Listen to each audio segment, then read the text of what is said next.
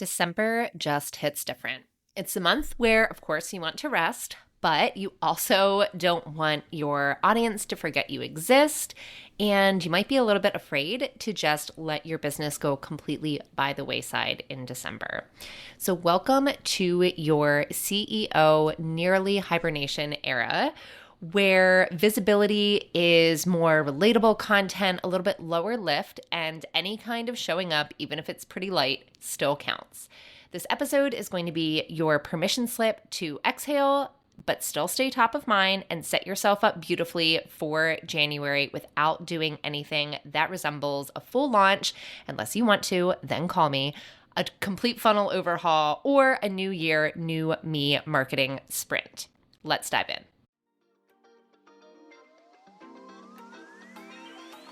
Being an online business owner is full of ups and downs. Some days you can't imagine going back to your 9-to-5, and other days you want to burn your whole business to the ground. We get it. Welcome to Chaos to Conversions, a podcast of practical, no BS strategies to grow your online business. Each week we're chatting about launching, copywriting, mindset, and more, so you can make sense of the chaos and do more of what works. Join the conversation and let's grow together.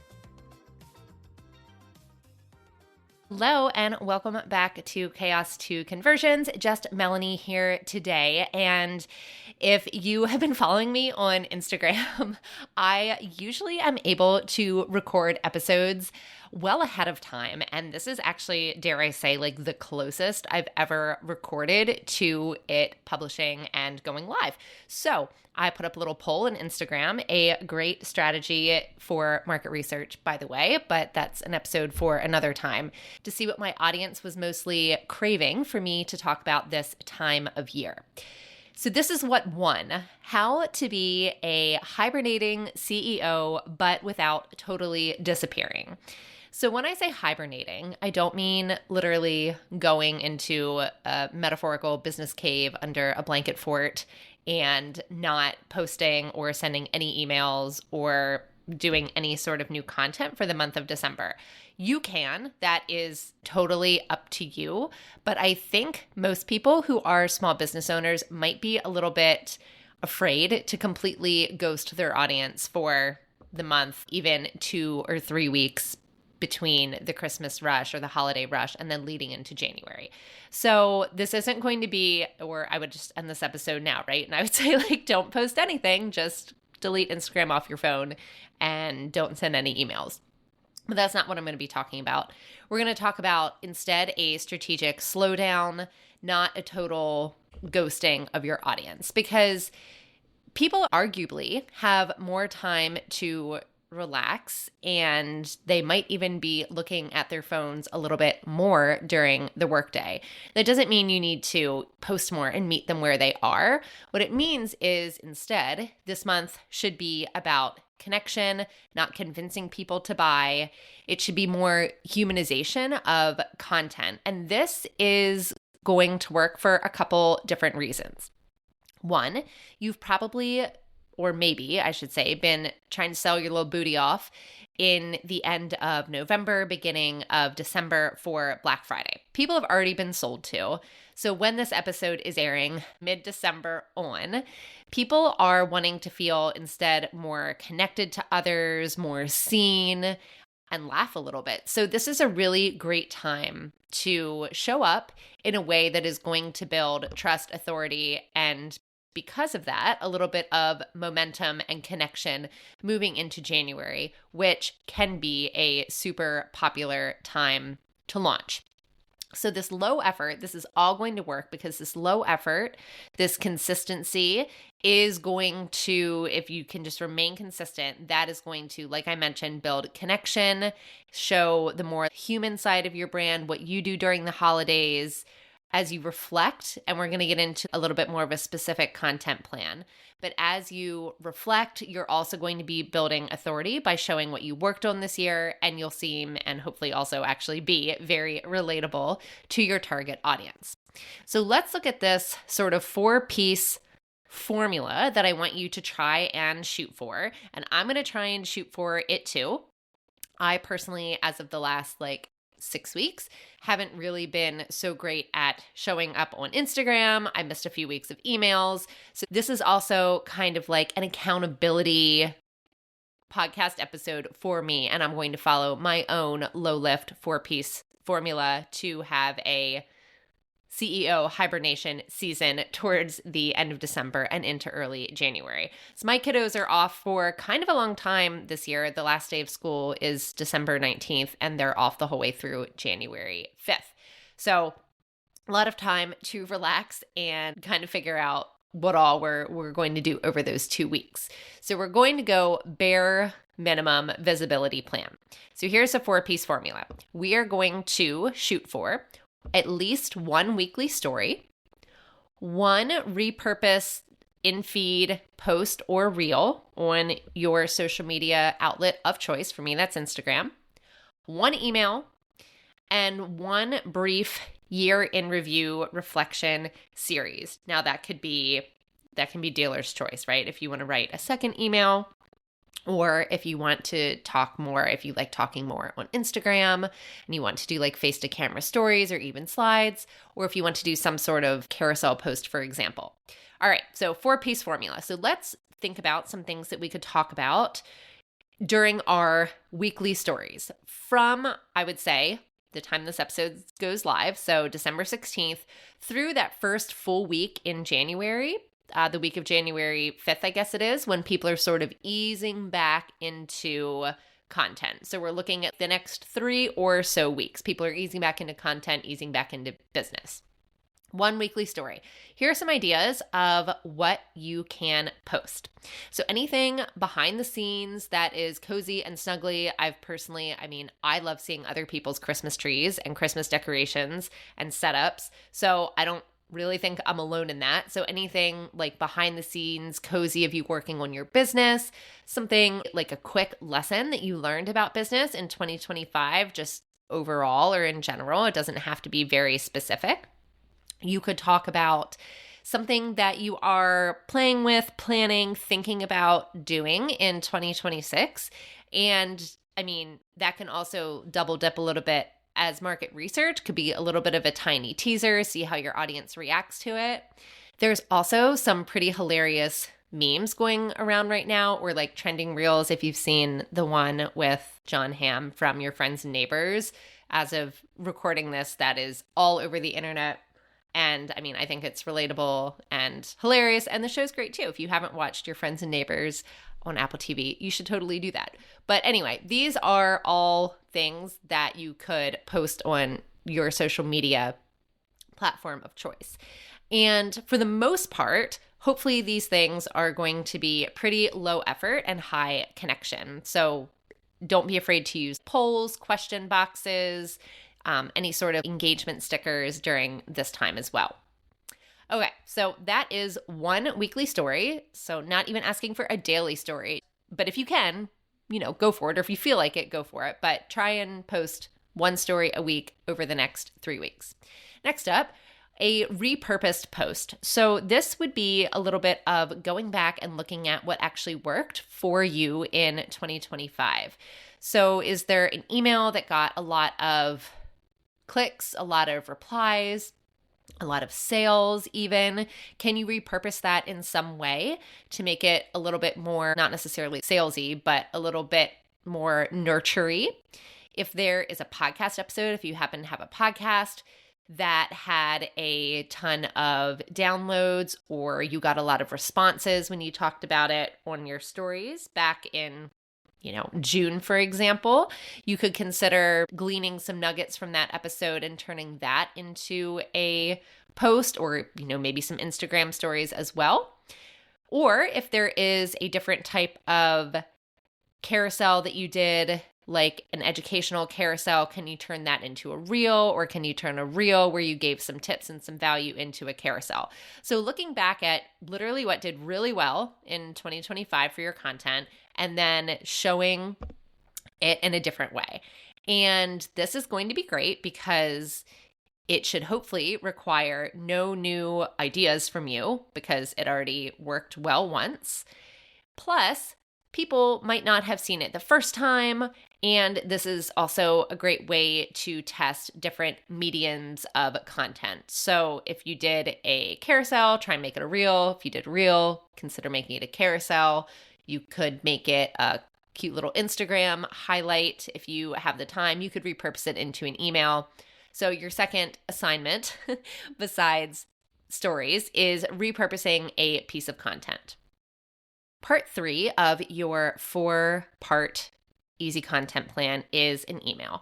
This is especially important if you have been consistent or you would like to continue to be consistent with your email list. But this doesn't have to be, and it shouldn't be, any type of like pitch or sale or pressure or anything like that. So here are some ideas for a reflective, cozy, gentle, whatever you want to call it, sort of nurture email. You could talk about what this year has taught you, thinking about reflections, and that could be business or, personal, not business. You could consider talking about a win or a loss that you experienced this year. You could think about a behind the scenes peek at either how you are prepping for 2026 or something that you might create in 2026. Or you could consider a behind the scenes like rewind of something that you accomplished or something that worked really well this past year in 2025. There's also opportunity here for any type of personal story, if you're comfortable with that aligns to your brand and your audience. Some good call to action ideas for this email, because remember, as I said, we don't want it to be a pitch, a sales pitch, a pressure, trying to get them to buy something. People are doing other things and spending their money in other places and pulled in a lot of different directions right at this time.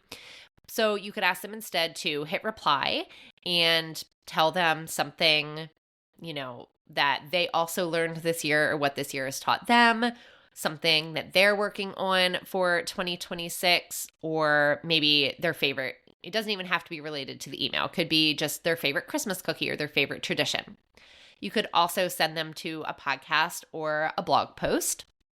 You could, if you are considering launching something in January, you could direct them to a wait list, or you could also give them a free resource that might be helpful to them this time of year in December and January.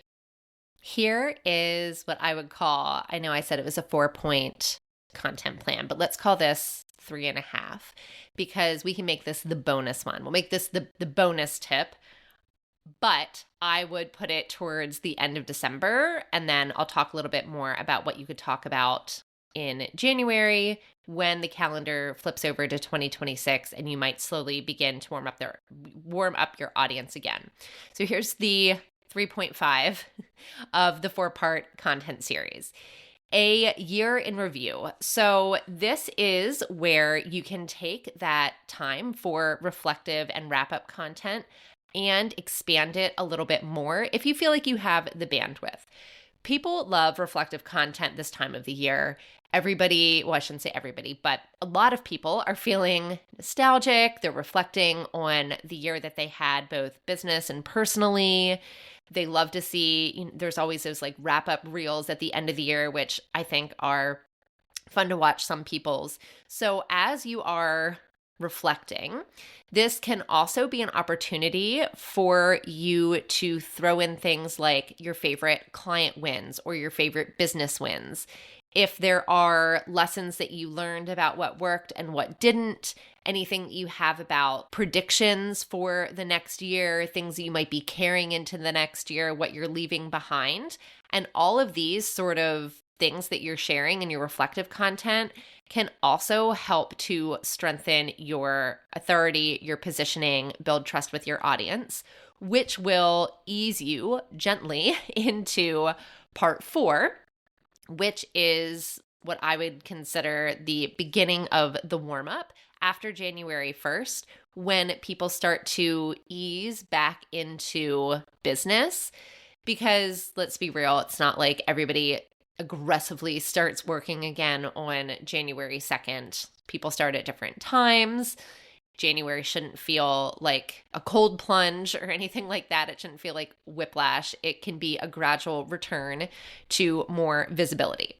So in January, part 4, we are going to want to ease very gently into promotion. We can reference our December reflection posts, starting to hint at those quarter 1 offers, some ideas that you might continue posting through the end of December and into January. Might be, instead of like reflections, but things that you are excited for this next year, you could consider posting some ideas about maybe a mini training that might relate to your quarter 1 offer. Start to hint at things coming later in the month, especially if you plan on launching in January. It's a very popular month to launch. So by the time we get through that first week of January, that first full week of January, hopefully we're all eased a little bit back into reality and business. Your audience will not have forgotten about you. They'll be warm and awake, and you can start marketing in the, doing air quotes, like traditional sense again. So here's what I would recommend, though, not doing during the second half of December and the very first week or 2 in January. I would not recommend disappearing just for 4 straight weeks. I would usually not recommend launching at this time, though it can work for some niches for sure. I've done it and it has been successful, especially that week between, depending on your niche, between Christmas and New Year's. It can work, but a lot of times people are checked out. And also, like, check your own energy. If you are running on fumes, maybe that is not the best time to launch. Try to avoid reinventing your entire business or committing to a ton of content you won't actually create. And think about, in mind, and this is where it comes into you knowing your audience best, think about how your audience feels in December and what type of, content and energy they might need. All right, thanks so much for hanging out with me today. We walked through our simple winter visibility formula, which consists of just 1 weekly story, 1 repurposed post, 1 email, and a simple year in review series, plus the additional, if you are thinking ahead to January, slow warm up of your audience during those first couple weeks so that you can stay present without producing content in a super exhausting and high effort sort of way. Just remember, as the year wraps up, you don't need to shout from the metaphorical Instagram rooftop to stay top of mind. A little consistency, some thoughtful reflection, and human connection will keep your audience engaged during this time while you can take a little bit of time off and also rest. When you come out of your hibernation in January, I would love to help you with your business plans for 2026. Head to the link in the show notes and look into booking either a business strategy session or a launch strategy session. See you next week. Thanks so much for stopping by to hang out with me today. If you want to learn more about how we can work together on a launch strategy or grab a freebie or one of the resources I mentioned, head over to duxburydigital.co/resources. I'll be back here next Tuesday for more practical strategies to take your business from chaos to conversions.